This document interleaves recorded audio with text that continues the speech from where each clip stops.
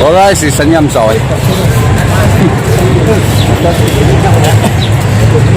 So ye timne live se.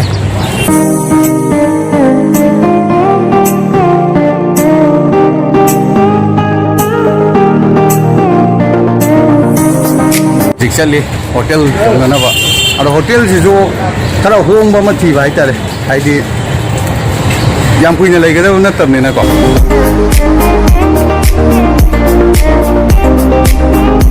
Dikira huangnya na mafam sih gini deh. Lepas kemudian ya, kalau mood pemalu TV apa di mata utai, kalau washroom kalau nama mata utai, saya dia deh.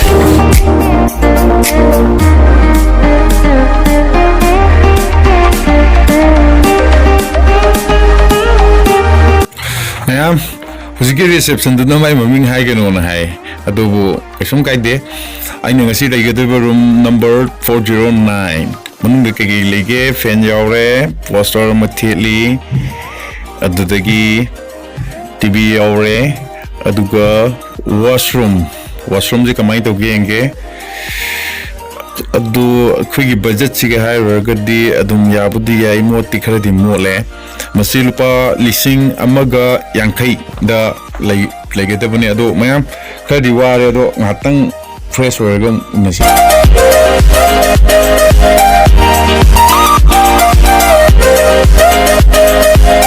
Jadi ayo kita pun tara atau tak caning dah pak. Ada tu nak kau isi ini tu. Tracksuit lagi dah pak. Karena kau tara lagi. Jadi nana lagi bertracksuit cuma nang gedam ni print tu gedam ni. Atau jam jauh ke yang mau yang wholesale market tu.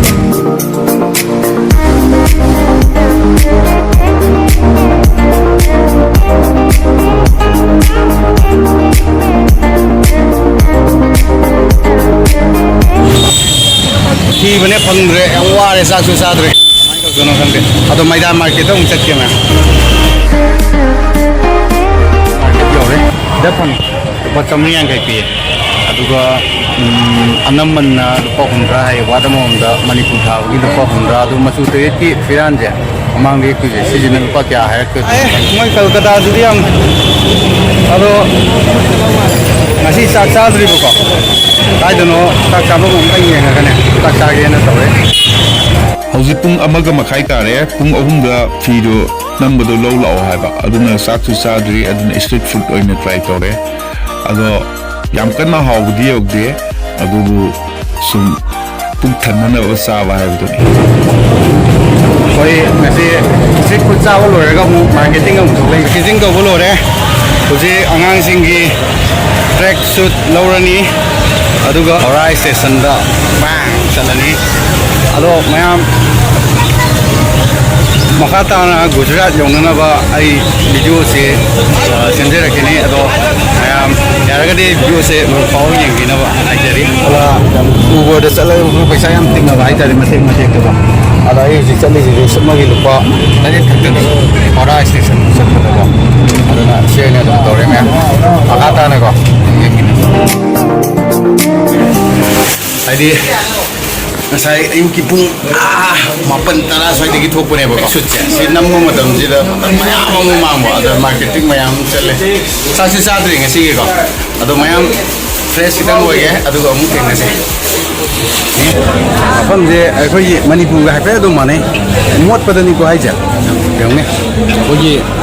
temporary market tu, main tu kau aja. Masih dah kau ye. Tungan-tungan bamuji form segi ko ye vegetable sing bemak suno fangi ayam yang ngan jage ko semua hiku ji sawe he hindi lai re ngasai champra je mapule hodam ni hangak te ko ado champra je pa yon bai tare ado hiku ji jam sawe ai train chat pagi angangi kra lai bi ge aduga muro atek pa bhaiya ye kg mein kitna hai ye jo 10 ka 10 10 rupees का 10 okay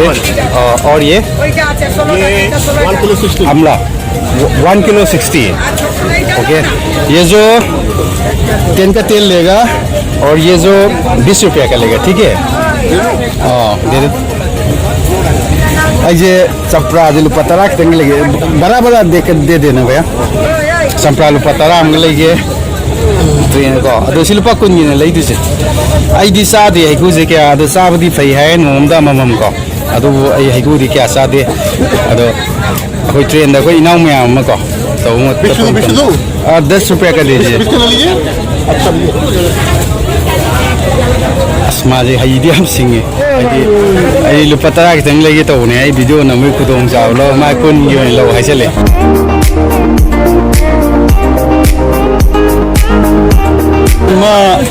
ima si lupa kya pige ai mai te ron do ngang tho kare sorry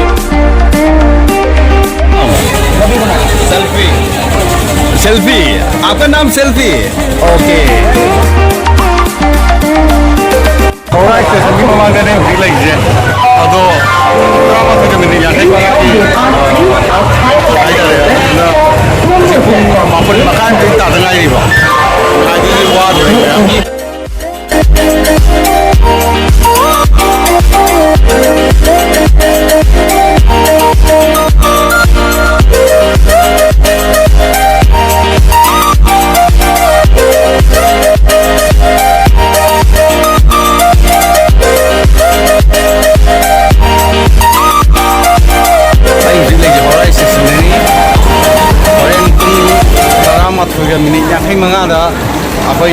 Kolkata की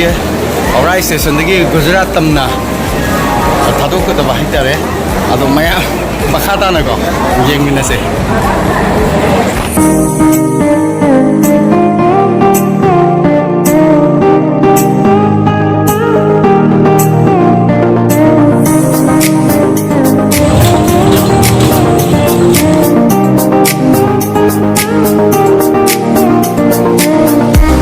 गुजरात पहुँच के कहाँ तक जाना है भैया जी हम रुक जाएगा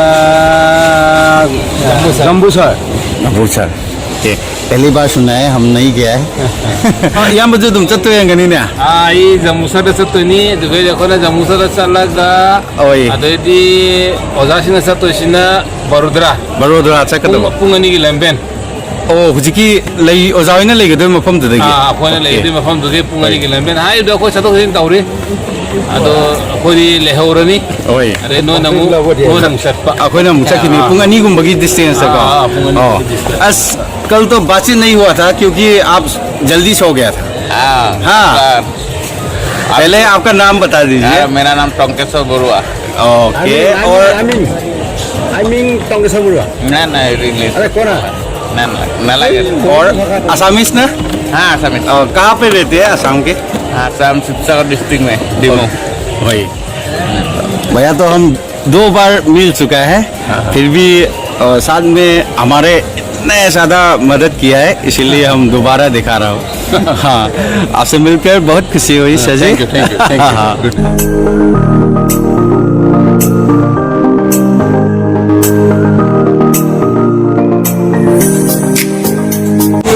ट्रेन से मैम आई हूँ तो मुझे लाके लाए है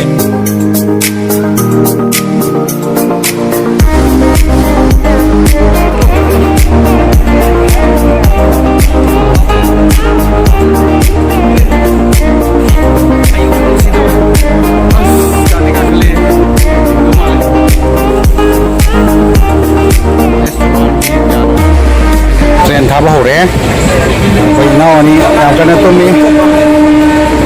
तुम्ब यार दिन फजना पथा मोबाइल फिर चेक्सलुको ब्रांड बयाम यामने मोर मयांग लेबाक से हाँ अमदी मिस ओर में कैसे खगे टॉयलेट चलम नुमा लेको माय ममंग जे अबानी कमाइन तौरिगे मनम सिब्रो मोई साई मयांग लेबाक सिबो याब्रो यारेको अदुगो थोंगाव हांदोकपो यादेको तुम्बो मतमदा okay Mare, good night. Sige, train din na di kay yang ngarang digi ka. Aro maya asai angangi firo leiba chatpa amma mato do yang ware. Ado amukka su hamna mang famine se. Hello, kabaji nasta uli. Ado Hello, bhai. Kabaji nasta uli. Han video. Well pahar. Breakfast ni.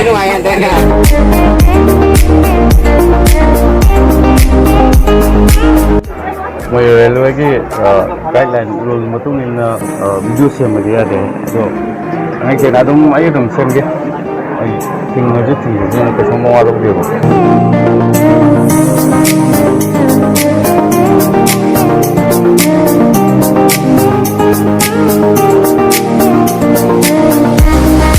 ꯑꯩꯅ ꯈ꯭ꯋꯥꯏ ꯍꯩꯅꯗꯕ ꯑꯃ ꯍꯥꯏꯔꯒꯗꯤꯀꯣ ꯁꯤꯁꯤꯅꯦꯕ ꯑꯩ ꯃꯅꯤꯡꯗ ꯂꯩꯔꯤꯁꯦ ꯆꯥꯏꯅ ꯅꯛꯁꯜꯂꯛꯀꯅꯤꯕꯀꯣ ꯑꯩꯈꯣꯏꯗꯤ ꯇꯥꯡꯃꯤꯟ ꯁꯦꯡꯅ ꯍꯥꯏꯕ ꯃꯇꯝꯗ ꯃꯤꯒꯤ ꯁꯤꯠꯇ ꯆꯪꯁꯤꯜꯂꯒ ꯐꯝꯕ ꯈꯣꯠꯄꯁꯦ ꯑꯩꯈꯣꯏꯗꯤ ꯀꯌꯥ ꯇꯧꯗꯦꯕ ꯑꯗꯣ ꯃꯣꯏꯗꯤ ꯑꯅꯤꯔꯛꯅꯦꯕ ꯑꯩꯅ ꯍꯥꯏꯔꯤꯁꯦ ꯆꯠꯂꯣꯅ ꯑꯗꯣ ꯃꯥꯁꯦ ꯋꯥꯔ ꯃꯥꯜꯂꯦ ꯑꯩꯁꯨ ꯋꯥꯔꯦꯕ ꯉꯔꯥꯡ ꯑꯍꯤꯡ ꯇꯨꯝꯗꯕꯒꯤ ꯑꯗꯣ ꯑꯩꯉꯣꯟꯗꯒꯤ ꯍꯦꯟꯅ ꯋꯥꯔ ꯃꯥꯜꯂꯦ ꯃꯥꯅ ꯑꯗꯣ ꯄꯨꯡꯈꯥꯏꯃꯨꯛꯇꯪ ꯌꯦꯡꯒꯦ ꯃꯌꯥꯝ ꯑꯗꯨꯒ ꯄꯨꯔꯒ ꯅꯠꯇ꯭ꯔꯒ ꯇ꯭ꯔꯦꯟꯗꯒꯤ ꯊꯥꯗꯔꯝꯕ꯭ꯔꯥ ꯀꯩꯅꯣꯝ ꯇꯧꯔꯒꯦ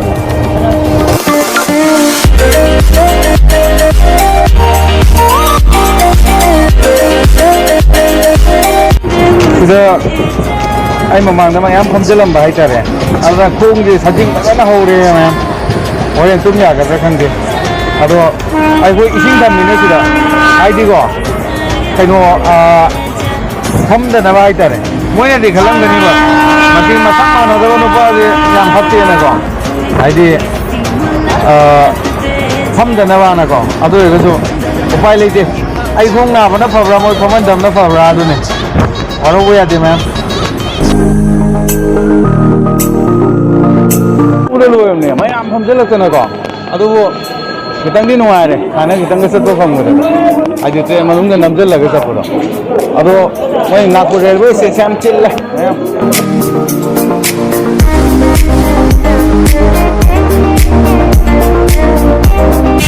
ꯅꯨꯃꯤꯗꯥꯡ ꯇꯨꯝꯕ ꯌꯥꯗꯕ ꯃꯔꯛꯁꯤꯗ ꯑꯩꯈꯣꯏ ꯏꯌꯥꯝꯕ ꯑꯅꯤ ꯍꯥꯏꯇꯥꯔꯦ ꯑꯅꯤ ꯊꯦꯡꯅꯩ ꯑꯗꯣ ꯃꯕꯥꯅꯤ ꯊꯦꯡꯅꯕꯁꯤꯗ ꯑꯩꯈꯣꯏ ꯑꯋꯥ ꯅꯨꯡꯉꯥꯏ ꯃꯌꯥꯝ ꯑꯃ ꯁꯨꯝ ꯍꯪꯒꯦ ꯑꯗꯣ ꯑꯩ हिंदी ꯉꯥꯡꯕꯗꯤ ꯌꯥꯝ ꯍꯩꯇꯦꯕꯀോ अदर ब्रोकन हिंदी खरा गांगे याद हंगे आपको 4 सवाल पूछेगा उसका जवाब देना है मणिपुर के बारे में okay are you ready okay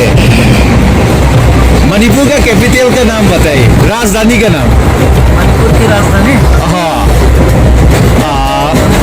पता नहीं मणिपुर का चीफ मिनिस्टर का नाम बताइए आप ऐसे सवाल पूछ रहे हैं सर ओके ये भी पता नहीं सिर्फ 4 सवाल है 2 बाकी है नाइबर स्टेट एक नाइबर स्टेट बताइए मणिपुर के नाइबर स्टेट तो बगल का स्टेट बड़े में ओके सवाल जो है स्पोर्ट्स प्लेयर का एक नाम बताइए मुझे तो बॉक्सर हो या कोई भी चलो फिर बॉक्सर हो कुमकुम क्या बोलिए कुमकुम ही पिक्चर देखता हूँ मैं बोलिए नाम अभी याद आ नहीं रहा तो है नाम भूल गया यही से शुरू होता है क्या मेरी क्या कुमकुम कुछ तो भी है उसका नाम मेरी कॉम तो है मेरी कुमकुम बोला है एक में 2 सवाल के जवाब हो गए ना ओके आपसे मिलकर बहुत खुशी हुई सर 4 सवाल से एक सही जवाब देने के लिए धन्यवाद शुभरात्रि वादी वारे हाई नुमली मरीनी सम ट्रेन तो ना लाखने ना को जंग कोई आटा चार में तुम लाखने ना तो मफम रे और का नाश्ता बोलिए समोसा है यही ना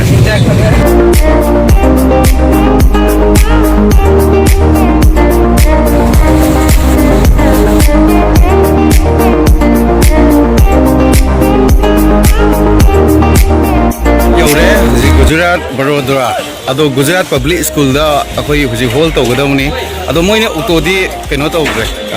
थारक्रे अदो अखोई हुजी गुजरात यौरे